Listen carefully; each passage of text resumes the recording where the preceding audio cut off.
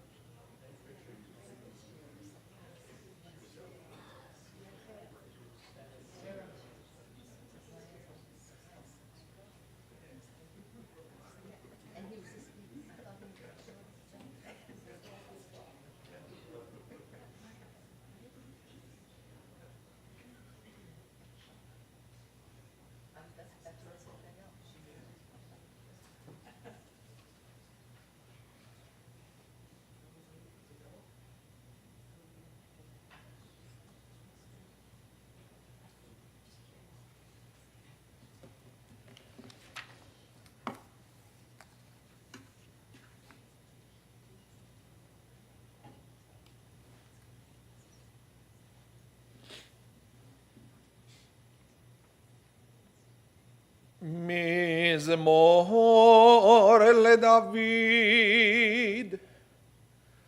אדוני רואי לא אכסר, בינו דשירביצני, על מי מנוחות ינעלני.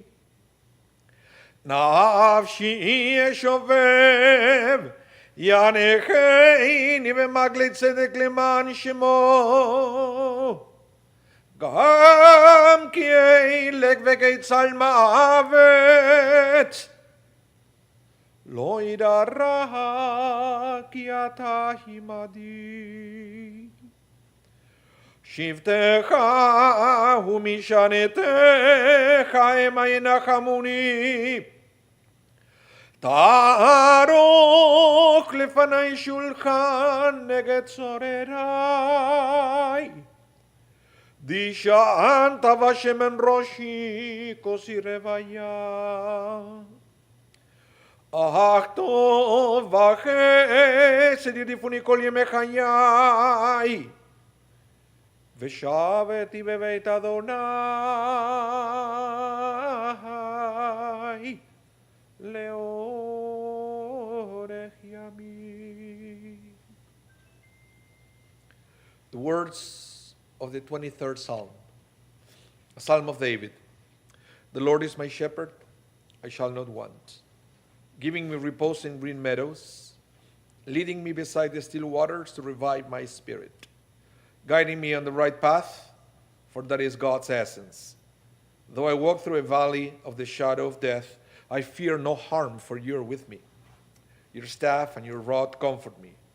You prepare a banquet for me in the presence of my foes. You anoint my head with oil, my cup overflows. Surely goodness and kindness shall be my portion all the days of my life, and I shall dwell in the house of the Lord forever. Welcome, everyone.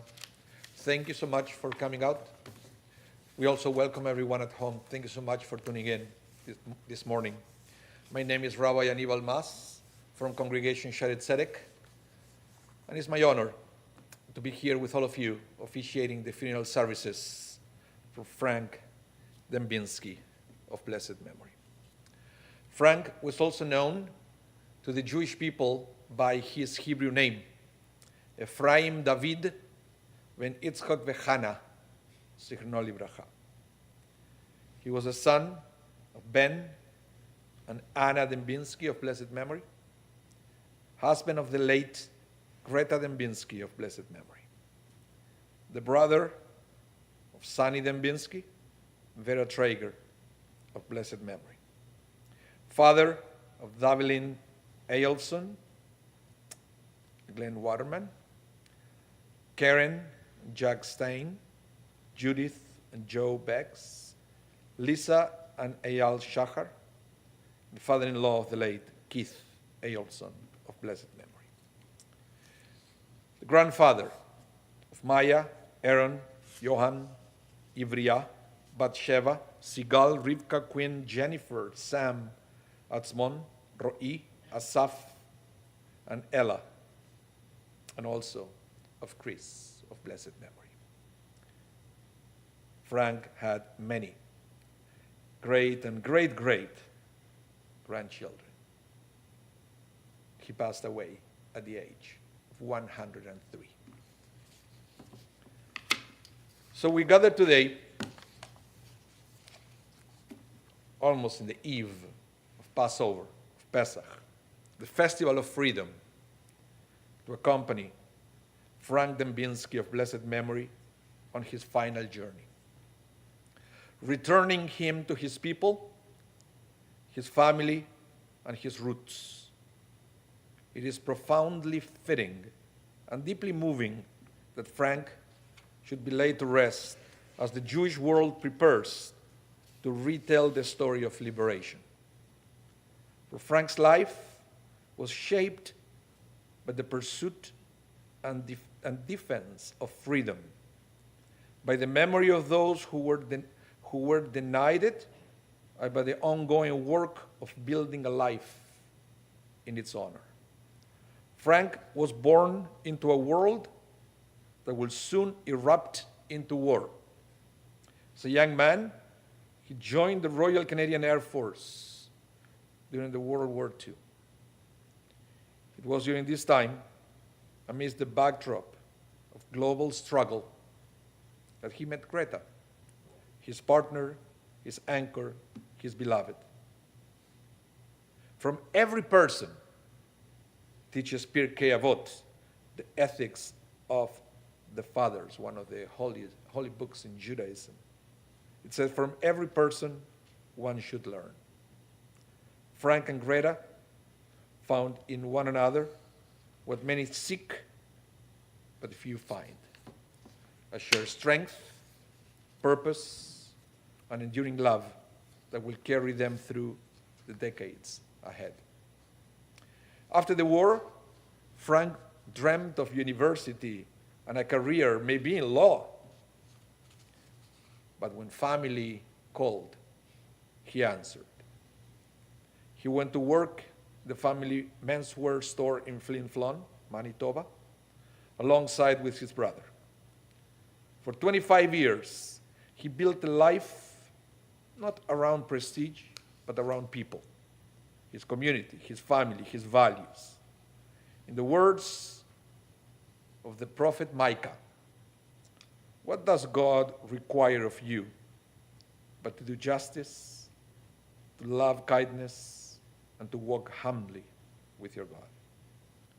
Frank lived those words, deeply socially conscious, rooted in justice and kindness, with humility that never asked for attention, but always left an impression. Though he had no formal degree in business, Frank's mind was brilliant, astute, photographic, perceptive. A friend recognized his gift and asked him if he would consider to run his company in New York when Frank was 50 years old. And even as that company eventually passed from one owner to another, all agreed. Frank was indispensable. He became the constant in a world of change. Eventually, Frank moved on to work for Genstart Land in San Diego in 1978, a move that delighted Greta, who declared quite firmly that San Diego was home. She told Frank He could set up his office anywhere as long as she didn't have to leave. Frank, as always, honored her wisdom. Even retirement couldn't slow him down. At 65, when many prepared to rest and relax, Frank simply found a new opportunity. He still had more to give, and he gave it gladly. Outside of work, he played golf and bridge, though he often joked he had no time for either. What he did have time was for people. Frank had a remarkable gift for remembering faces, names, family stories. In an age when we are often too distracted to truly see one another, Frank saw people. He remembered them. Zachor, we are commanded in Jewish life. Remember. Frank did. He never forgot who he was. He never forgot his roots. Though he lived his later years in California, he insisted on being buried in Winnipeg, among his ancestors, among his people. He often spoke of his family murdered in the Shoah and of his role in the fight for freedom. His memory was not only long, it was loyal. The Talmud teaches that righteous people, even in death, are called alive. Why? Because their legacy endures in the lives they touched, the values they embodied, and the love they gave. Frank lived a long life, not only successful, but fruitful.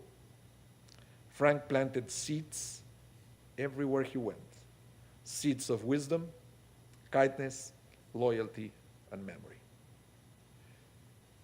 As we prepare to sit around on our Seder tables,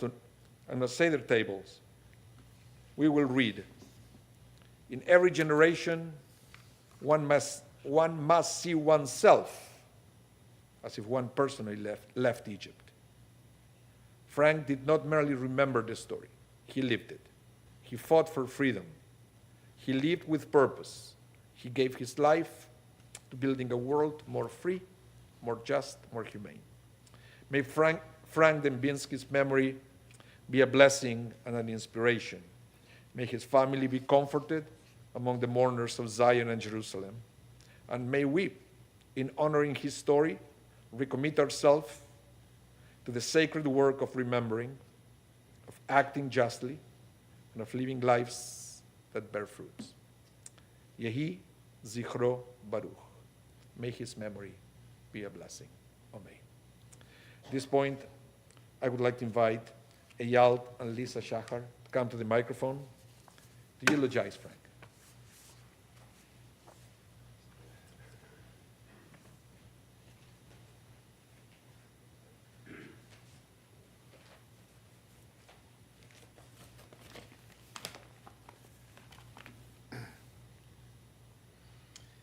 All right. Today, we gather to celebrate the life of a remarkable man who touched so many hearts, my father-in-law, Frank, or Dad, as I called him. While our hearts are heavy with loss, they are also filled with gratitude for the moments we shared and the lesson he taught us. Many of us were inspired by his stories about his life, his genuine interest in our lives and careers. A little repeatable here, but let's go through it. Frank was born in Montreal on August 5th, 1921, the son of Anna Murgel Dembinsky and Isaac Benjamin Ben Dembinsky.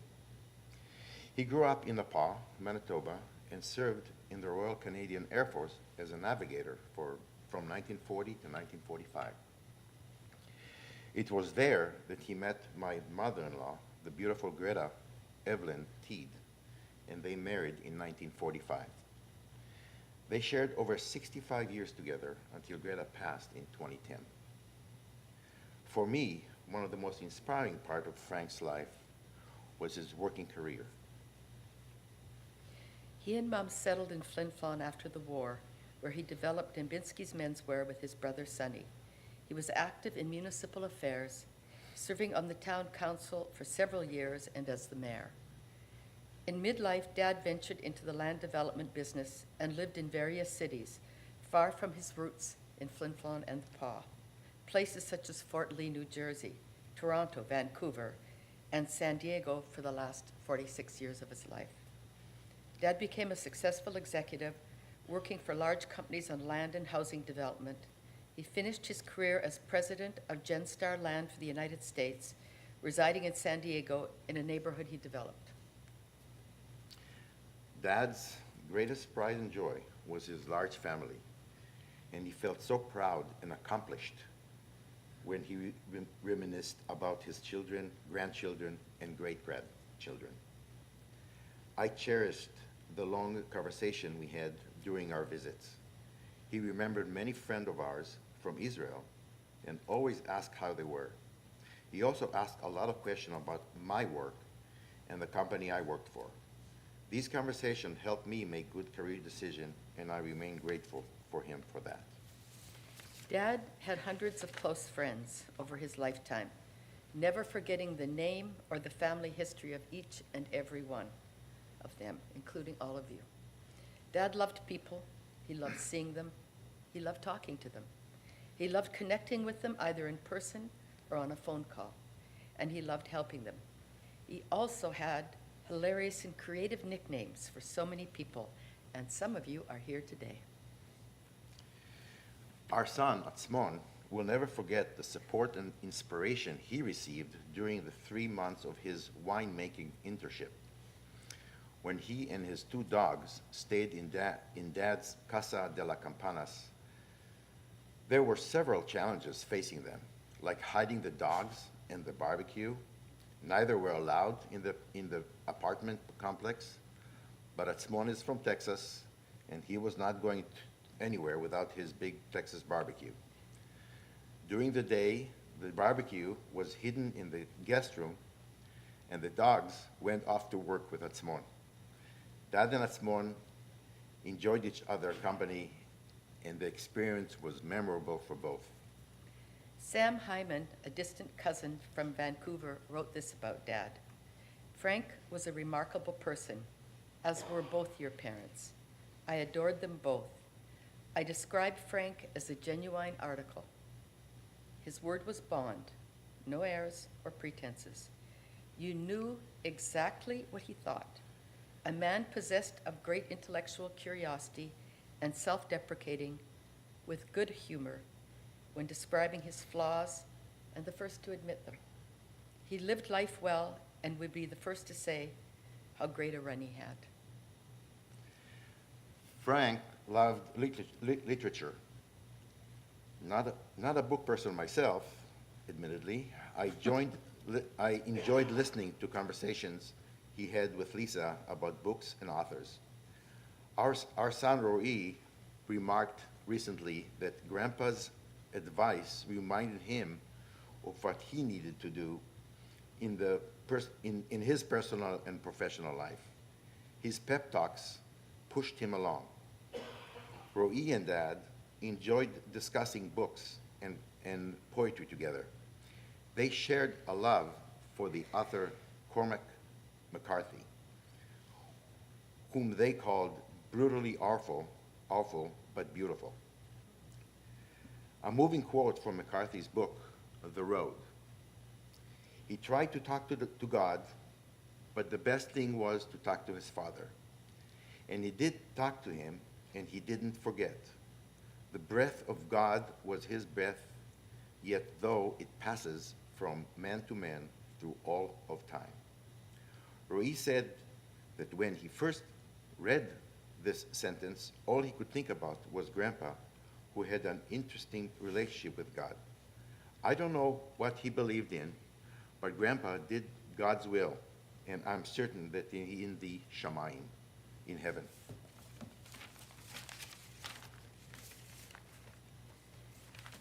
Dad's legacy is found in the people he cherished most.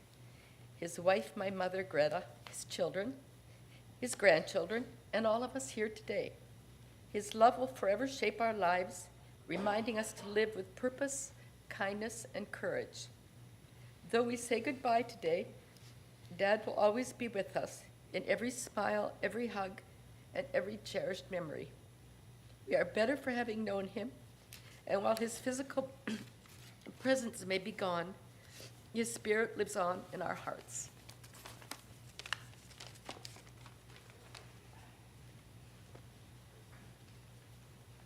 Thank you so much. At this point, I'd like to invite Jeremy Roberts to read a poem.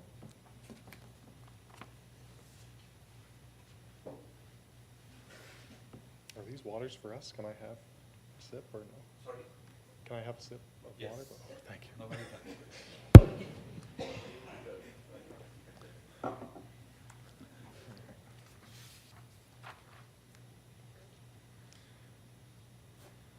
Oh, I have slipped the surly bonds of earth and danced the skies on laughter-silvered wings. Sunward I've climbed and joined the tumbling mirth of sun-split clouds, and done 100 things you have not dreamed of, wheeled and soared and swung high in the sunlit silence. Hovering there, I've chased the shouting wind along and flung my eager craft through footless halls of air. Up the long, delirious, burning blue, I've topped the windswept heights with easy grace, where never lark nor ever eagle flew, and, while with silent lifting mind I've trod the high, untrespassed sanctity of space, put out my hand and touched the face of God.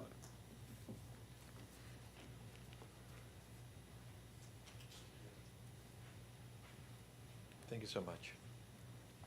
I would like to invite everyone now to rise, if you can, for the recitation of the memorial prayer, El Malel Rahmim. I would like to invite Jerome Fomin to lead us in the prayer.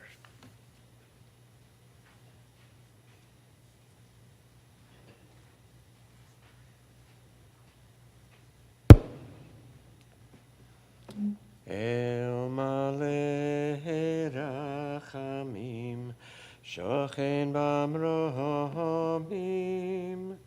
Hametzei Menucha Nechona, Tachat Kanfei Hashchina, B'malot Kedoshim, Kedoshim Utohorim, Kezoar harakia masirin et nishmat Ephraim David ben Yitzchak vechana shelach leolamo began Eden pardon me tehei menuchato Lachin bal harachamim hastirehu beseter knafecha leolamim utzrar bitzrar hachayim et nishmato Adonai hu nachaloto V'yanuach b'shalom al mishkavo v'nomar amen. Love you, Frank. Exalted, compassionate God, grant infinite peace in your sheltering presence among the holy and the pure to the soul of Frank Dembinsky Z, who has gone to his eternal home. Merciful One, we ask that our loved one find perfect peace in your paternal embrace. May his soul be bound up in the bond of life. May you rest in peace. And let us say, Amen. Amen. Thank you, Jerome. You may be seated.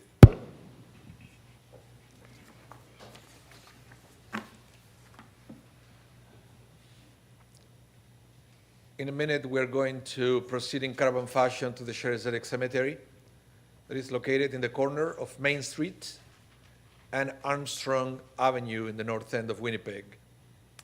And if you're coming with us to the cemetery, please remember to turn on your four-way flashers And regardless of where you may have heard, you have to stop at red lights and stop signs.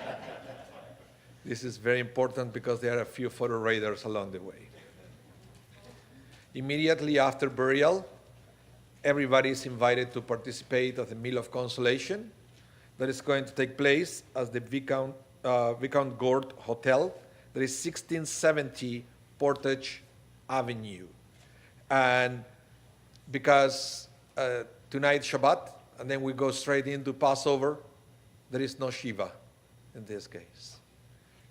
So I would like to invite now the pallbearers to exit the chapel to assume their places alongside the coffin. Just the pallbearers right now.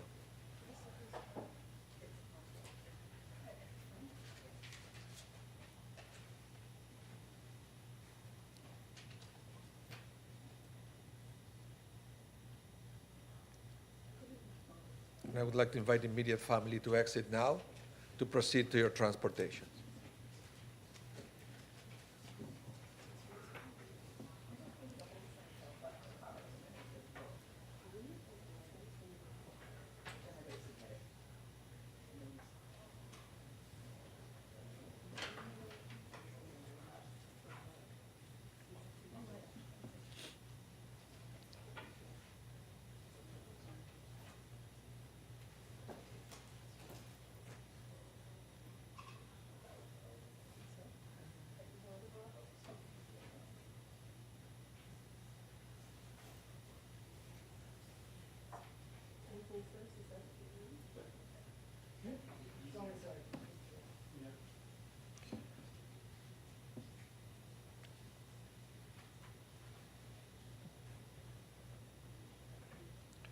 As for the rest of us, there is a tradition, and it's going to be to form two lines outside the building through which the coffin can find its way into the hearse.